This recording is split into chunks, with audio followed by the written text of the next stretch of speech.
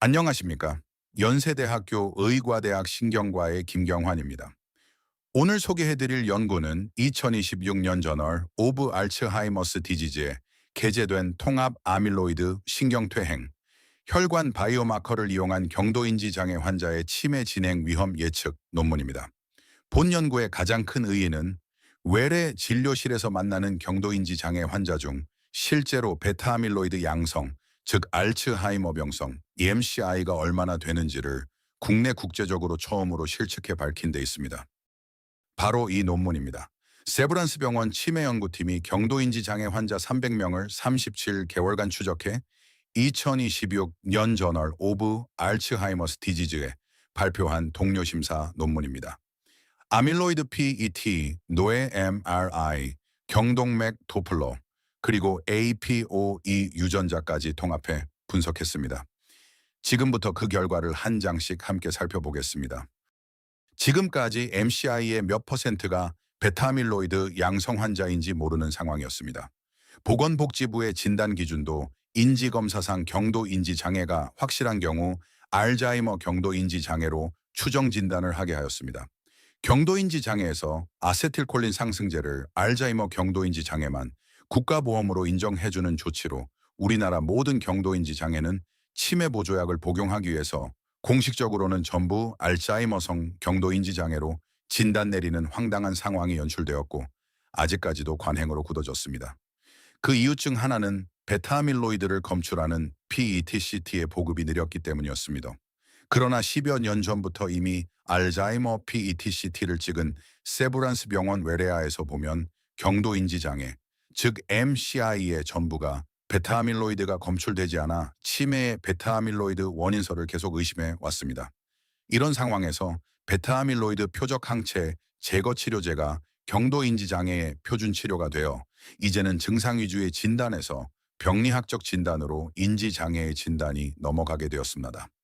이에 세브란스 병원의 경도인지 장애 환자들을 대상으로 알츠하이머 PET를 전수조사해온 결과들을 분석해서 임상 논문을 2026년에 내놓게 되었습니다. 이 연구 분석을 통해 외래에 가장 많이 찾아오는 경도인지 장애 환자들의 알츠하이머 PET-CT를 찍어야 하는 이유와 최근 들어 흔들리는 알츠하이머 인지장애의 베타아밀로이드 가설에 대해 명확하게 하고자 합니다. 본 연구는 진료 현장에 한 가지 의문에서 출발했습니다. 그동안 외래에서 경도인지 장애 진단이 나오면 우리는 일단 알츠하이머성으로 간주하고 치료를 시작해왔습니다. 모든 환자에게 PET-CT를 시행할 수도 없었고 무엇보다 그 결과를 알아도 치료 방향이 달라지지 않았기 때문입니다. 그러나 이런 의문이 항상 남아 있었습니다. 첫째, PET-CT를 안 했을 뿐 정말로 모든 MCI 환자가 알츠하이머일까?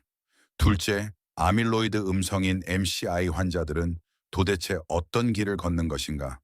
그들은 안전한가?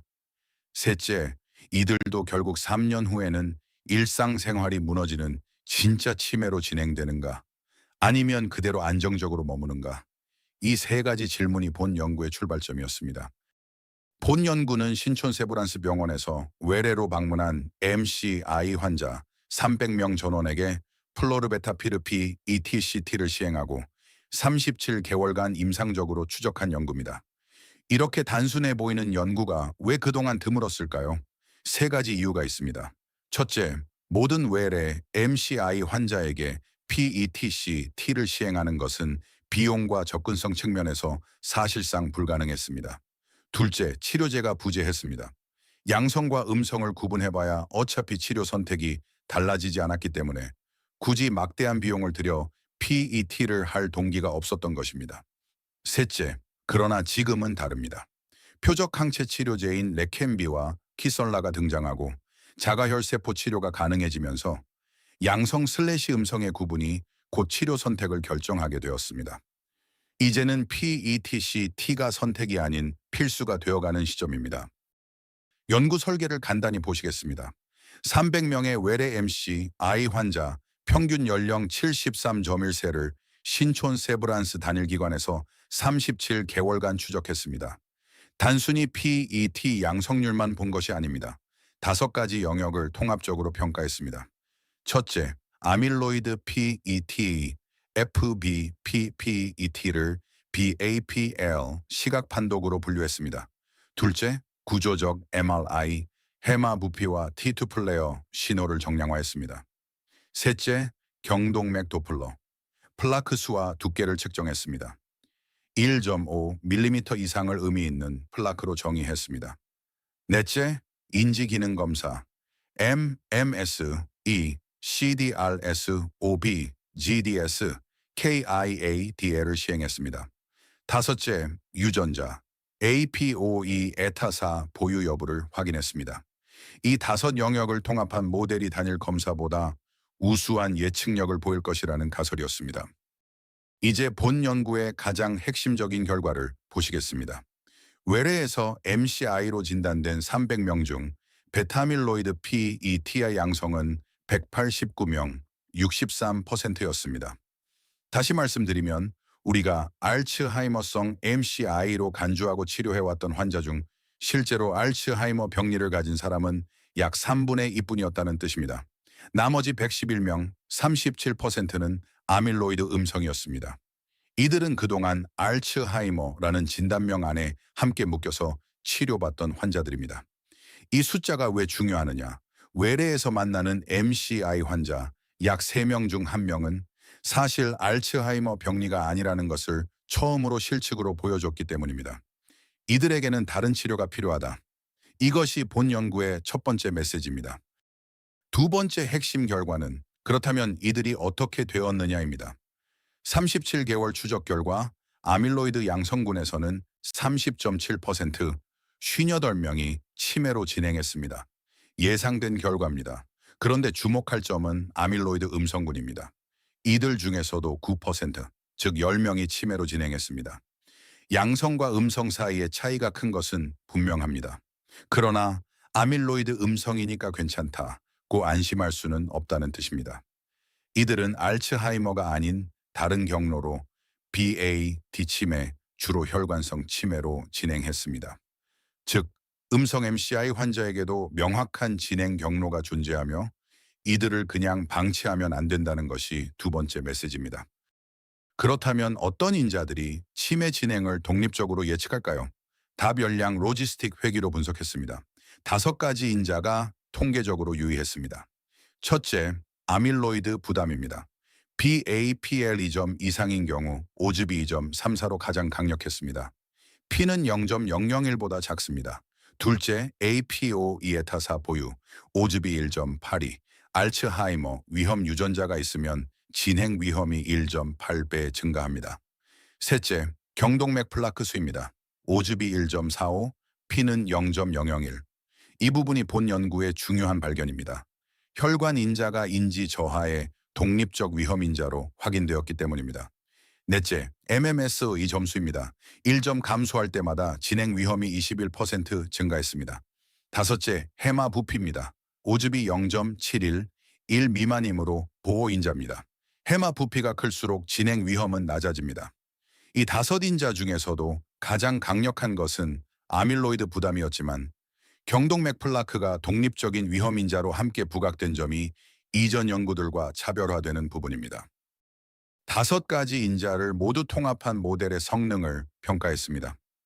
ROC 곡선 아래 면적인 AUC가 0.903이었습니다. 95% 신뢰 구간은 0.81에서 0.968. 임상 예측 모델로서 매우 우수한 판별력을 보이는 수치입니다.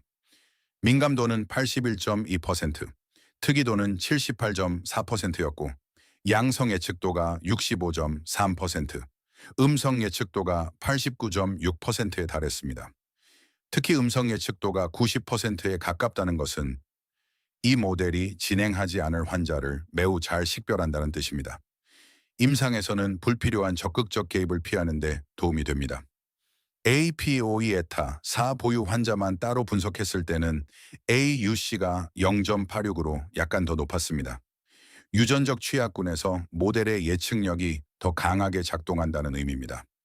모델 적합도 검정, 호머 레메쇼 검정도 P는 0.37로 적합도가 우수했습니다. 주의사항은 경도인지 장애 환자를 전혀 치료하지 않은 것이 아니고 스타틴 등 보조 치료를 최대치로 전부 했기 때문에 일반적인 치료가 안 된 경도인지 장애의 3년간 약 60% 이상 치매로의 전환율보다는 낮게 나온 겁니다. 그렇다면 MCI에서 무엇을 어떻게 치료해야 할까요? 본 연구가 정확하게 알려주고 있습니다. 답은 다중목표 치료입니다. MCI는 한 갈래의 병이 아닙니다. 환자마다 다른 비율로 섞인 다중병리입니다. 그렇기 때문에 치료도 여러 축에서 동시에 들어가야 합니다. 본 자료에서는 5개의 축을 제안합니다. 1번 축 신경퇴행, 해마와 시냅스를 보호합니다. 2번 축 혈관, 동맥경화와 미세혈관을 관리합니다. 스타틴 같은 혈관 표적 치료가 여기에 들어갑니다. 3번 축 글림프, 수면과 청소 시스템을 정상화합니다. 본 연구가 지목한 진짜 상류 표적입니다. 4번 축 신경염증, 산화 스트레스와 염증 신호를 줄입니다. 5번 축 재생과 복원, 망가진 조직을 다시 살리는 치료가 들어갑니다. 자가혈세포 치료가 대표적입니다. 한 개의 축이 아니라 5개의 축을 동시에. 각 환자의 병리 비중에 따라 가중치를 다르게 둔 맞춤형 다중목표 치료가 MCI 치료의 정답입니다. 이 다중목표 치료의 한 축, 특히 재생과 복원 축의 핵심의 압구정인지 신경과의 자가혈 세포 치료가 있습니다. 기존의 표적 항체 치료와 비교해서 보면 차이가 분명합니다. 기존 항체는 아밀로이드 한 가지를 표적으로 합니다. 정기적이고 평생 가는 정맥 주사가 필요하고 결과물인 아밀로이드를 제거하는 방식입니다. 아밀로이드 음성 환자에게는 사실상 효과를 기대하기 어렵습니다. 반면 자가혈세포 치료는 환자 본인의 혈액 기반 시술입니다. 한 가지 표적이 아니라 혈관, 신경염증, 재생 신호를 동시에 활성화하는 방식입니다. 그렇기 때문에 아밀로이드 양성이든 음성이든 적응이 가능합니다. 임상 위치로 보면 4단계로 진행됩니다. 1단계, 아밀로이드, 혈관, 인지, 유전을 모두 평가합니다. 2단계, 그 환자의 A-베타, 혈관, 신경퇴행 부담 비중을 산정합니다. 3단계, 혈관 관리와 글림프 회복, 자가혈세포 치료를 다축에서 동시에 진행합니다. 4단계, 임상과 영상으로 주기적으로 재평가하면서 치료의 가중치를 조정합니다. 단일 표적이 아니라 환자 본인의 세포를 활용해 다축 동시에 작동하는 이것이 압구정인지 신경과의 자가혈세포 치료입니다. 마무리하겠습니다. 본 연구가 우리에게 가르쳐준 4가지입니다. 첫째, MCI를 둘로 가르는 이분법은 끝났습니다. MCI는 곧 초기 알츠하이머가 아니며 63대 37의 분기, 그리고 그 안에서도 다양한 병리의 조합입니다. 둘째, 아밀로이드는 결과물입니다. 진짜 상류는 혈관과 글림프 시스템입니다. 셋째, 그렇기 때문에 단일 표적 치료, 특히 항체 단독은 한계가 분명합니다.